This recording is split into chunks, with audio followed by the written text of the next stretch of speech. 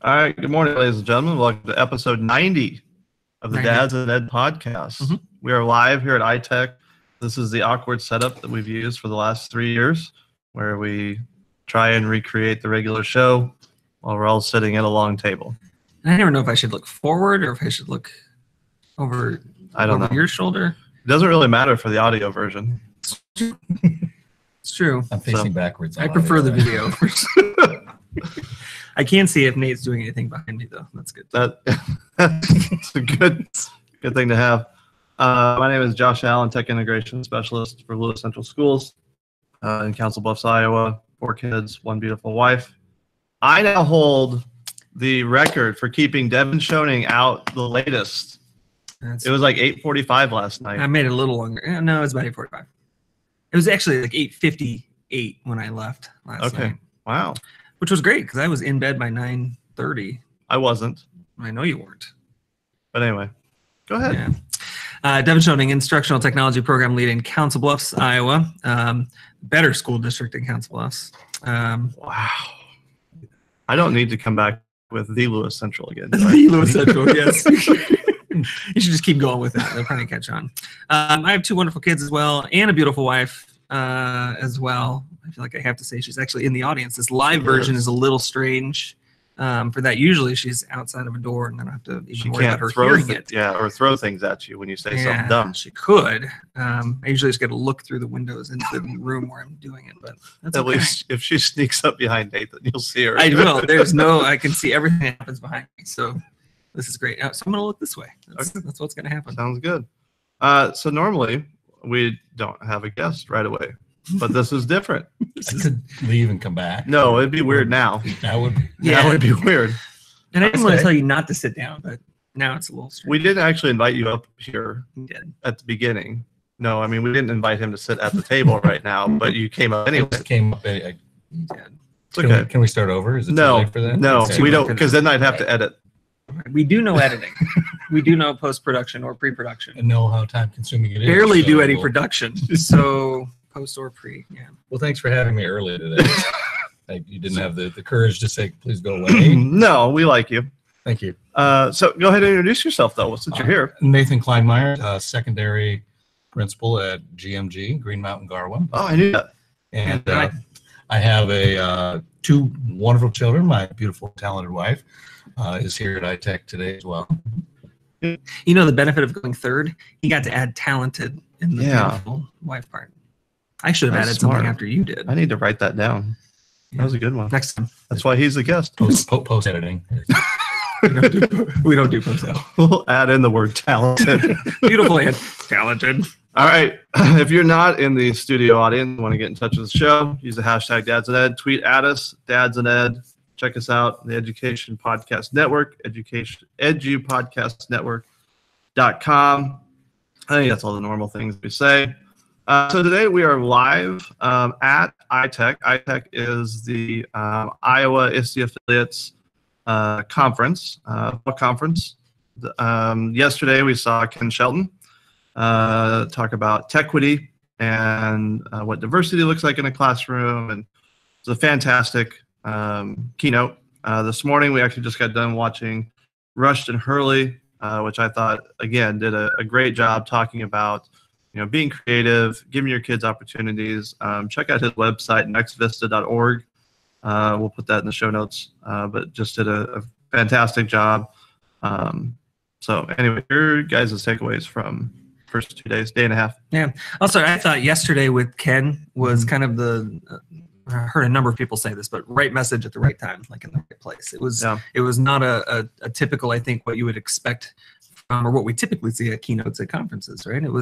It took on some issues and made you think. It wasn't one that left you, laughing in one moment and crying next. But I think I left that one really thinking more about what that means, right? What equity in the classroom might look like and what diversity in the classroom might look like. It was a little more challenging to us, which was good in a good way. Right. And I remember Ken made a comment about not having any teacher from the time he was in kindergarten until the time he graduated with his master's degree, had one teacher who looked like him. And I turned to Lance London, who was sitting next to me, and I said, "Oh, that's crazy. Can you imagine?" And Lance looked back and said, "How many did you have?" And I said, Yeah. Oh, true. I had zero. Ken is African American. If you don't know who he is, right?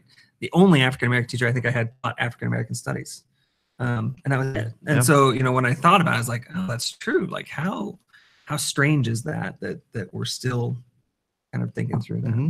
Absolutely. I guess my takeaway yesterday was, the emotional part of it. Yeah. And you guys touched on a little bit that it wasn't. We're at a technology conference, but it's not just about the technology. It's still about what's best in the classroom, and it's about the kids. And I think Rushton hit it today really well. It's about the learning. Yeah. And it doesn't matter what the device is, what the platform is. It's about the learning, not even the teaching so much. It's about the learning and focusing on what's best for kids is always our number one goal on that. And you bring up a great point about how he said it's not the teaching, it's not what you teach, it's what they learn. What they hear. What they hear. Yeah. And it's nice. We've talked, I think we may even talked about this last year at this time when we were doing the podcast, but it is nice to see conferences kind of evolving in that way. Yeah. I think we talked about it more with sessions last year, the kinds of sessions that you see at conferences and, are we getting away from getting into more of those conversations about what really learning looks like and sounds like and feels like and away from tools. And I think that's happening. This is kind of another one of those things where, our keynote's moving away from only having that kind of inspirational, rah, make you cry, make you laugh, tell stories. And those are great. Like, I don't have any, I love those kinds of keynotes too. But it is nice to have something which kind of challenges your thinking sometimes and makes you think a little bit differently. And I think we probably want to continue, conferences should continue thinking that way. You think about, the really good ones. Dean Sharesky's has done one on joy. George Kuros would, I know a couple people said, he's been here and in Nebraska the last few years, just his take on just what it means to be a teacher. I can't think either one of them talking about tech. Yeah. But it was all about relationships and inspirational, and it's interesting. Think about how different those two messages are, right? So for anybody who was here yesterday, and I think about Ken's specifically, how different that the feel of that message is to say George's message a couple of years ago. And I think it goes back to the same conversation that we've had about the kinds of sessions that you go to in conferences, the ones that are packed out the door versus the ones who are really, are challenging you to think a little bit differently. Yeah. I think George's keynote from a couple of years ago, and there are others who do very similar things, had people talking more, had people excited about it. I mean, remember the line for George to sign his book? It was super long. So it's a different message, but it's one that resonates sometimes with people in a completely different way. People didn't leave Ken's yesterday, I don't think, en masse thinking that way. Oh yeah, I'm ready to go. Let's do this. But I do hope they kind of left with that kind of thinking that's like a slow hunch, like a slow thought process to something I can embed into what I'm going to do every day and think differently. But I just think it's tough to compare those two things. I think too, the levels and if you've been coming to conferences for several years and you've seen a few keynotes, you're not looking again to take away a tool. But if this is your first conference, your first technology conference, you want the message to come with a tool with a bow on it. And how do I use it? What do I take? How can I take that away? And tomorrow, put that in my classroom, where you have people who've been seen a few keynotes. You've seen George, you've seen Dean, you've seen these people on. The messages evolve and they do change to more of that emotional, that heartstring of what can we do next, and it doesn't matter what it is or what tool. It's just go do it, because it's gonna be good. Whatever you do, it's gonna be good. But we still have the people who want that tech takeaway. So the sessions that are 1,000 apps in 50 minutes, and those are packed yet because we have our teachers who really need those tools. And you have others who are more experienced in using those tools and evolving those tools and creating with and beginning to share those tools out. So you have different dimensions, I think, of teachers and educators. This brings me up to a question that actually we were talking about at supper the other night. Is you are a former classroom teacher, social studies, correct? Eighth grade social studies for about 11 years. And now a principal. And one of the things that you were talking about the other night was what you look for at conferences has changed. Yeah, so moving from a classroom, your own classroom, to now being an administrator, how does attending conferences look different for you? I think that's one thing that partly leads me to that belief that, the statement I just made is that it's when I was a classroom teacher, when I started attending the first conference in NETA years ago, and then ITEC, Iowa 101, or a few other conferences, I am looking for that tool. Now, once I found it, I'm looking for different things. And to me, the biggest evolution, even before I became an administrator attending conferences, was it's no longer about what I can get from that conference. It's about the connections I make, because the connections can always get me the tools or the next thing, and being able to reach out to people and saying, what can I use? I guess when I attend conferences now, it's nice. NETA in the last couple of years has occasionally had the Nebraska Technology Conference has occasionally had an administrator thread, and you can kind of follow that. It's tougher. There aren't a lot of administrators who are taking time off to come to these. For I think a couple reasons. One, it's what you get at the conferences isn't something you're necessarily taking back. But I find myself going to sessions and emailing out and connecting with my teachers and my staff immediately of, hey, check this resource out today. I know you weren't able to attend. So I see myself as more of a facilitator for that information. Well, I wonder, you made that comment about like making the connections. It's a little different now. Like, I think that's the thing I take away now. Maybe I didn't, 5, 6, 7, 8 years ago. But I'm looking for those people like that I can connect with and maybe bring back to the people that I work with in some way or another. Even Rushton mentioning this morning for his books, if you want me to be involved in a book study with the team, just let me know. I went up and talked to Ken yesterday because there's a project I have around some social justice stuff. Like, boy, I'd really like your perspective. Would you be willing to join us with this? And he's like, yes. I mean, I'd love to, but I don't know that happens. It doesn't happen without some of that face-to-face. Like, it's great to see those people and talk to them, so I know that, Ken and I had a great conversation for about 20 minutes yesterday at the end of the day. And it will lead to something else.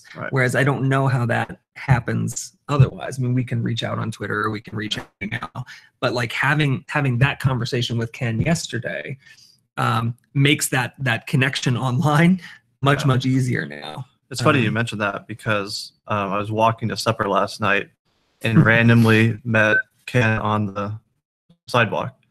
He was out for a walk. I'm on my way to supper, and I was on the NETA board when he came. I was the one who invited him, and so we just kind of were talking, and I said, these are some things that I think can wrap into some of the things that I'm doing, whether it's be adjunct professor or in the classroom. And he goes, "You got my number, call me." Right. Like, let's do it. And Rushton's offer, like you said this morning, same type of thing. Like, those are it's so great when you have keynotes, presenters like that, and we try to do that. Right.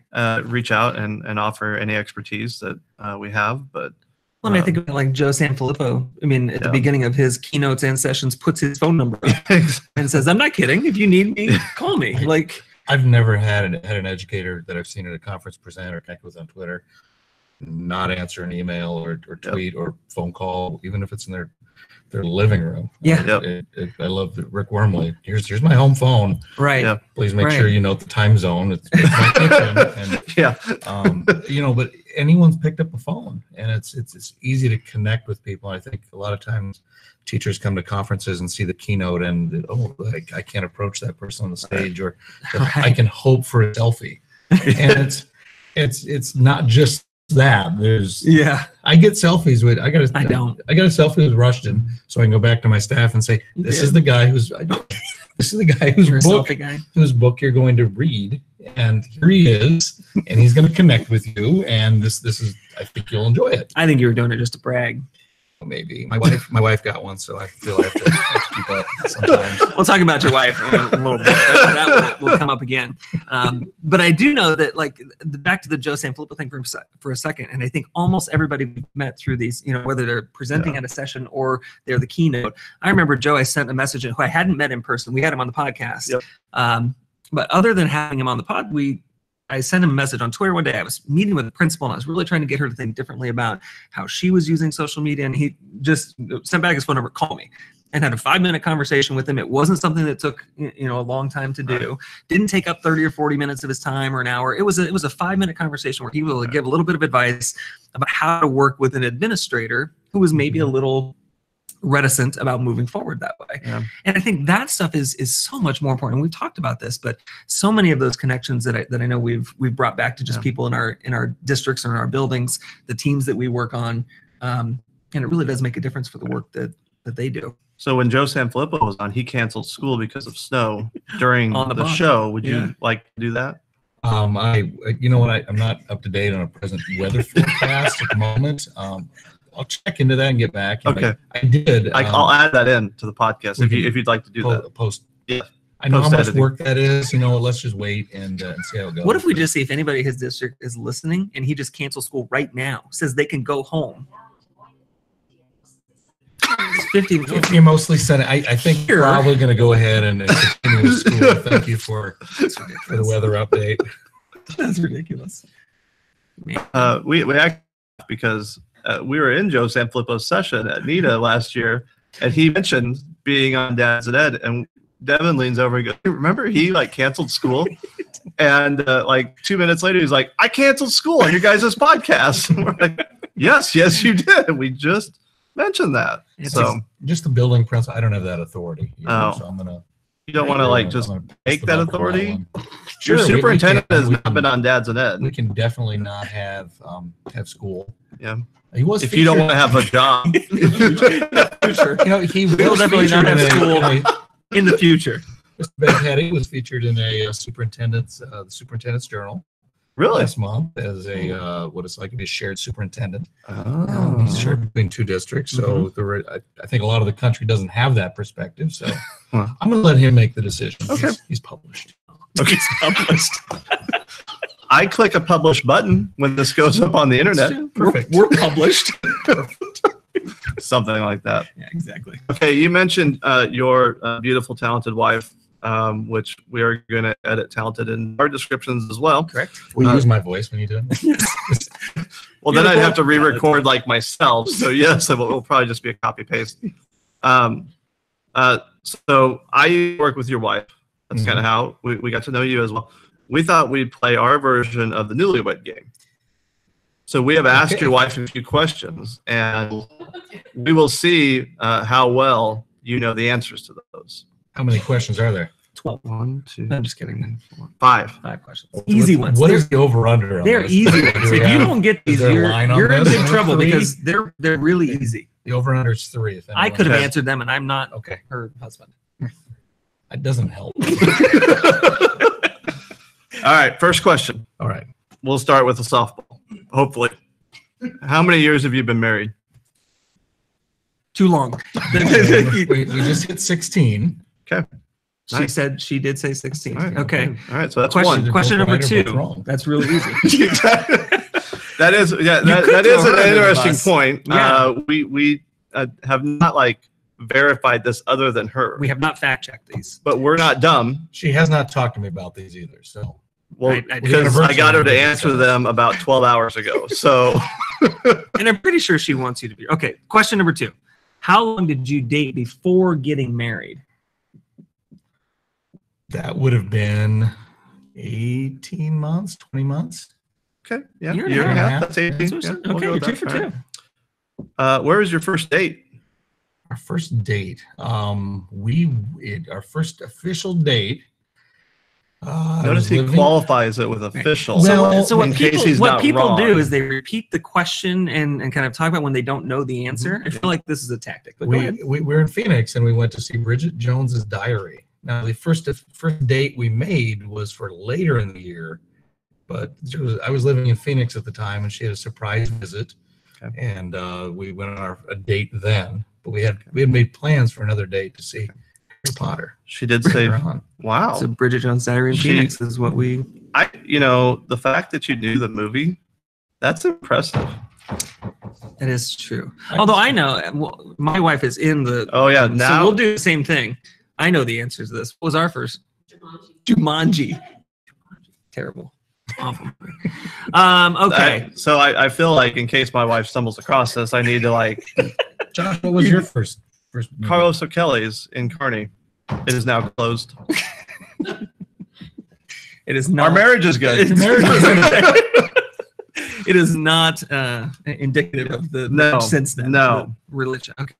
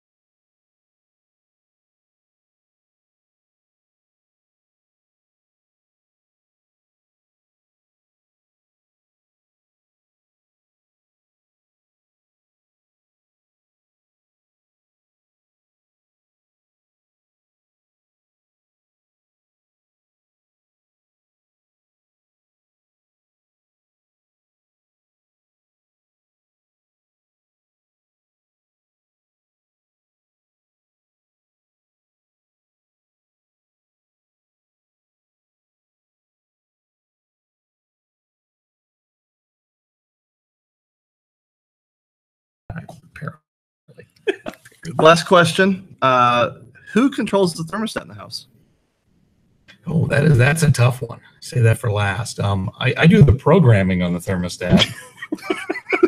So I don't think that was the intent of the question. who goes up and Programs goes up and changes who the sets it? thermostat? Who sets the temperature on the thermostat? in your house? I do. Keep cold house, warm house? We try to keep it cold.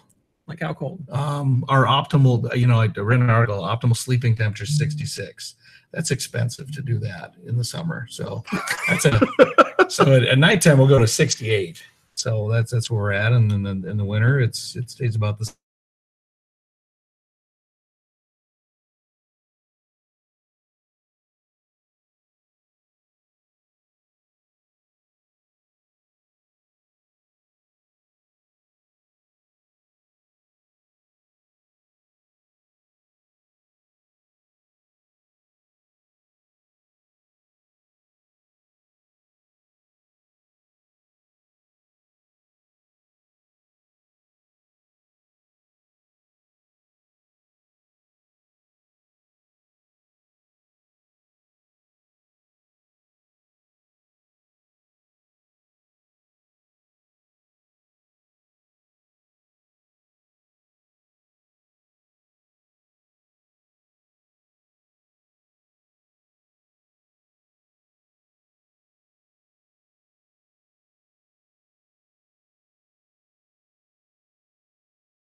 It'd be good, yeah. Did anybody win money on that? Nobody knew that was happening. We knew that was happening yesterday. No. Sunday. Wasn't that That was yesterday? at the planning session. Today's Sunday. Tuesday. Today's Tuesday. That was during our planning meeting on Sunday I feel like I've been in at the Chinese pizza place. I feel like I've been here for a month. All right. Anyway. Okay. Let's go to our last segment. Do we have other questions for Nathan? No. Okay. Is there anything else you want to know? No. I mean, I Yeah, know him me pretty well. Did you want me to stay or? Yeah, you can Or stay. awkwardly get up and go down? No, you're going to say. So right. Josh is going to explain. All right. So lastly, Sharing is Caring, one of our favorite shows. Actually, coined from a phrase that your wife uses all the time. Sharing is caring. Caring is caring. She uses it quite a bit. That's kind of where I got it. She's a tornado of happiness. That is true. Is what she I do have a clown car. Jamie's a tornado. beacon of happiness. Jamie is in the A beacon focus of is in the- happiness. yeah, Okay. beacon. Before, can I interrupt? Yes. you We may. didn't do Dad Moment of the Week. It's kind of like Oh. a staple. Should we do that? We should do Dad Moment of the Week. I think I'm we should sorry. do that. My notes are not That's like in the why right we order. do the show. Do you want to start? I don't have to invite a guest. You don't. So I know. behind the scenes, I always invite the guests, which is why I always do Dad Moment of the Week first. That's Our true. guest already walked himself up here. So and we'll if invite you- him to do one today too. Yeah, since you're here. So think Thanks about for it. having me. I got one. We usually don't allow the guests to do that. This is but only All right. host, but we'll go with it. Okay. You want me to go first? Yeah, you can go first. I'll go first. It is episode 90.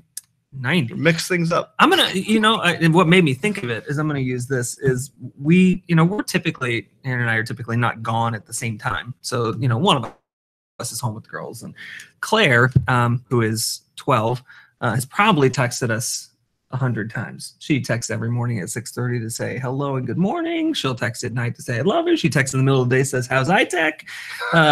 She's just texting me right now, how's your day. She is absolutely phenomenal about that, and it's kind of cool. Like it's cool to get her messages throughout the day. And again, they don't love having us both gone. Right. We're amazing to be around, and they love having us there. So naturally. But yeah, I mean, I think that again kind of made me think of it. Grace, on the other hand, I haven't heard from. I'm assuming she's alive and all is well. But you would think Claire would have texted you if something happened. She has not. Now she has texted a little bit of fighting between the two of them potentially.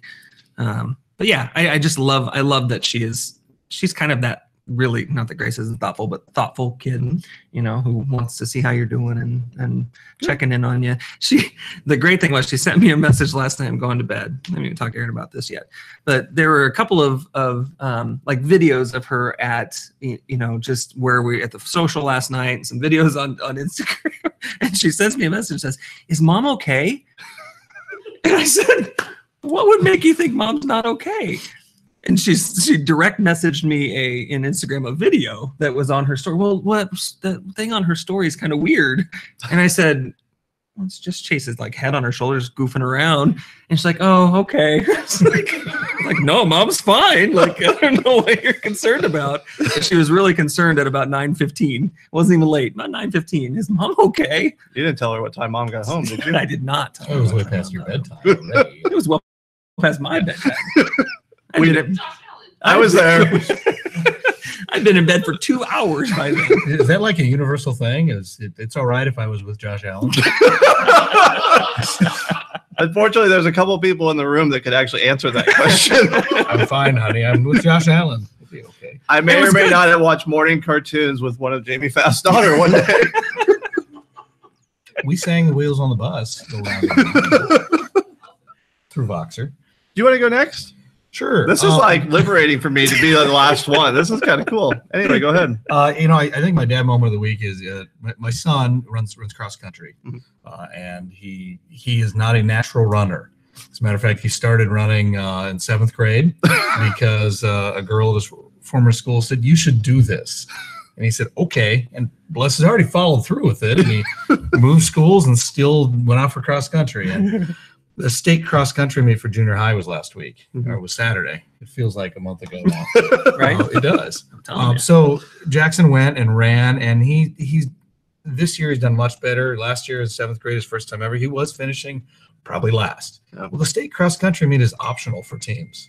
Kids don't have to go. And if you're a kid on your team who finishes in the bottom few, you don't go. As a matter of fact, he was the only one from his school who went.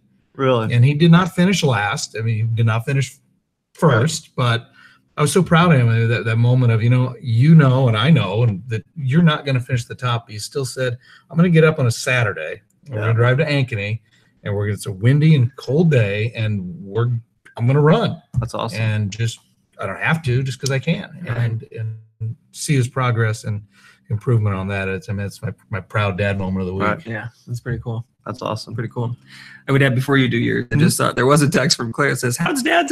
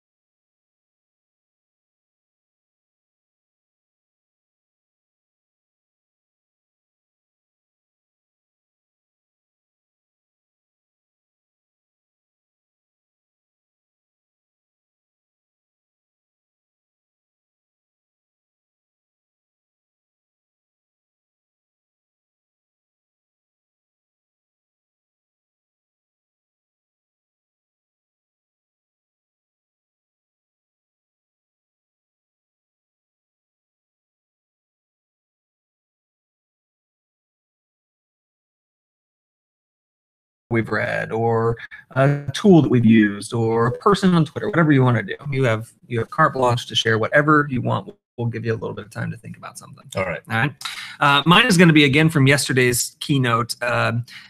Ken shared talked about a TED Talk that is titled "The Danger of a Single Story." And if you haven't seen that TED Talk, again, I'll post it on the hashtag. But it is a great TED Talk to understand that sometimes these single stories that we get, or at least that we perceive about a person, a group of people, do not tell the full story, and that we come up with these really critical misunderstandings of people and of groups if we don't understand the full story, and that there's real danger in only having that single story. So he shared that one yesterday. I had seen it before, but it was a really good reminder of that, because I think it is an extremely powerful TED Talk. So I'll share that on the hashtag.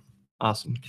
I am going to do a pretty generic one, but being at ITEC, I would really encourage you to check out the hashtag ITEC IA. There are a ton of great resources being shared there. The attendees have done a great job of not only sharing the resources, but like what they're experiencing in the sessions they're in. So I will tweet that out here in a minute, but it is fabulous. Nathan? Our district was lucky enough to bring in Rick Wormley last week to speak to our staff on some standards-based approach and Great for Learning activities. And I guess the one big takeaway that I had out of that was he shared an article on ideas from other staff, and I think the title was something like how to look it up here so I get the right one. But it was taking ideas from other staff members and being able to utilize those and use those. And I thought that was the grief of accepting a new idea from a colleague is the title of his article. And I think that really hits well with our couple keynotes and a couple messages I've taken, that there are great things that other teachers are doing in your building. And to teach, we as educators need to share those. And celebrate what our colleagues are doing more. And that article I thought was a really good read on that. Yeah, absolutely. All right. That's it.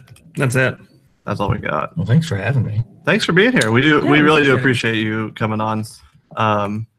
So 2 weeks is Halloween on Wednesday. So we are actually, our next show is going to be November 1st, the live version. So that's what worked into our schedules. And Taylor on that night, is that right? Taylor Siebert from Class Intercom, Strive. They've been the unofficial sponsor that we talk about quite a bit. So we're like, we should maybe have him on and tell his story a little Taylor's bit. Great. So thank you all for being here. And we'll see everyone in a couple weeks.